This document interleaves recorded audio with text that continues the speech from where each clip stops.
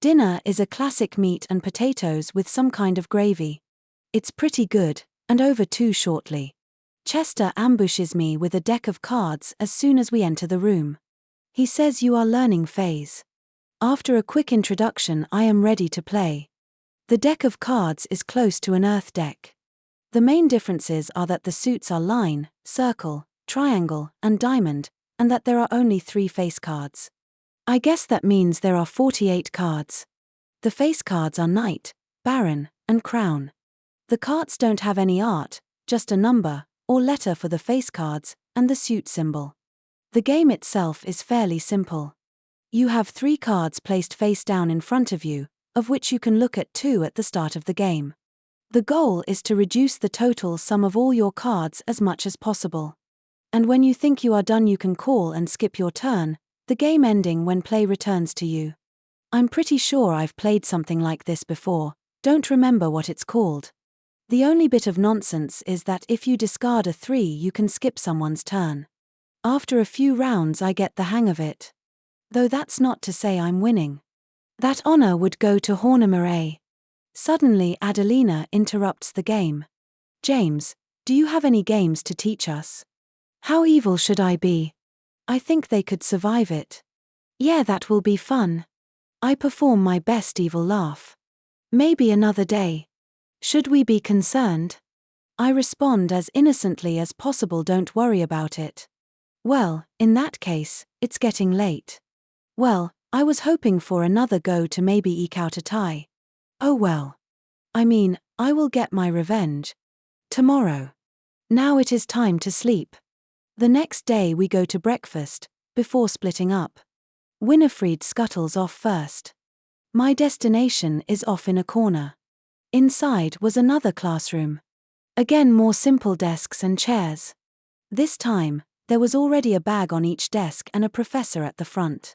I was a bit early, but soon 5 others rolled in.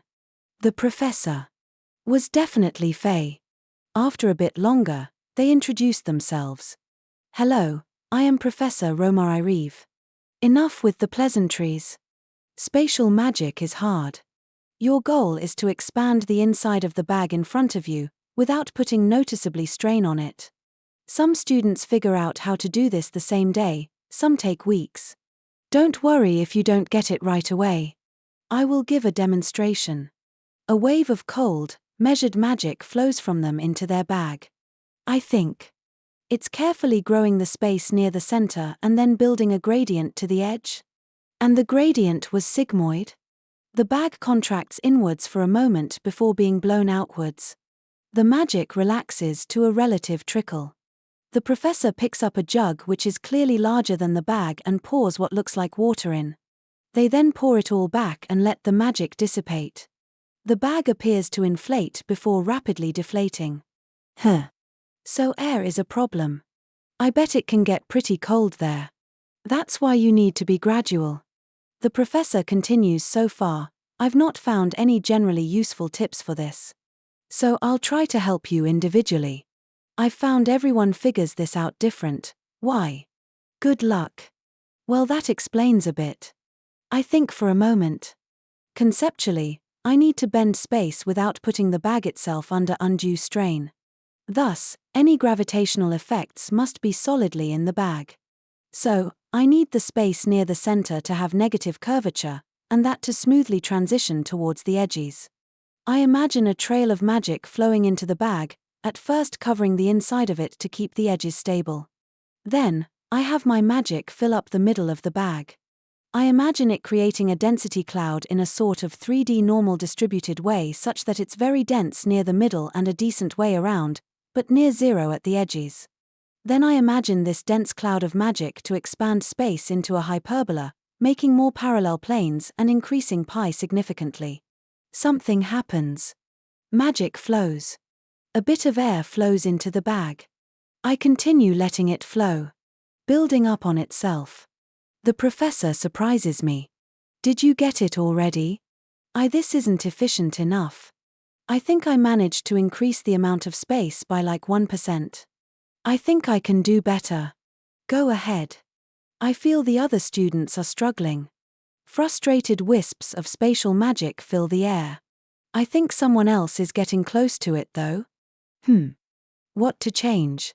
You know what, let's try something completely different. Just to see if it works. This time, I try to imagine my magic bending space like a sheet of rubber. First, I direct space to bend as though it is a rubber sheet pressed in with a coin and anchored around the inside of the bag. Then, I imagine the neck created being held in place by my magic, while I expanded the flat spot in the center, trying to keep it connected to the rest of the space inside the bag smoothly by curving the neck as needed. Again, I let my magic flow in. It works. Air flows in again. Not an improvement efficiency-wise though. However, I think I could use this to create a pocket dimension. I let it go. I don't want to do that right now. Maybe if I go with basically the same thing as I do with accelerating? If I stop the frame dragging, I should stop gravity, and so long as I keep an eye on everything, I should be able to prevent the extra space from escaping. I don't think it really should work that way, but magic is just enough of an asset that it's worth a shot. I imagine my magic dragging space and air with it away from the center of the bag. On top of this, I guide my magic to keep track of the frames, and then stop them as soon as they get close to the edge of the bag and hold them in place. This again does something. Air rushes in. Actually, that's much better. That's like a 20% increase in volume for the same amount of magic. It looks like the professor is looking over someone else's work right now. I can feel their magic. It's close. They seem to be following a different method, which feels closer to what the professor did and what I tried first. But I'm happy with this actually. I wonder if this works backwards. Yep, sure. I can make an anti-bag of holding. Cool. And there you go. The student got it working much less wastefully. That's a solid increase in volume. I practice creating and recreating my expanded bag a bit. Good job. That's interesting. Haven't seen it done that way before. Oh, should I show them gravity manipulation? I've freely shown it off before. Before I can offer, we are interrupted by the horns. Class is over. As we are about to leave, the professor interrupts again. Could James White stay a moment? Don't worry, you aren't in trouble. Well, here goes. The other 4 leave. I was told you were admitted partly due to an unusual usage of spatial affinity. Care to demonstrate?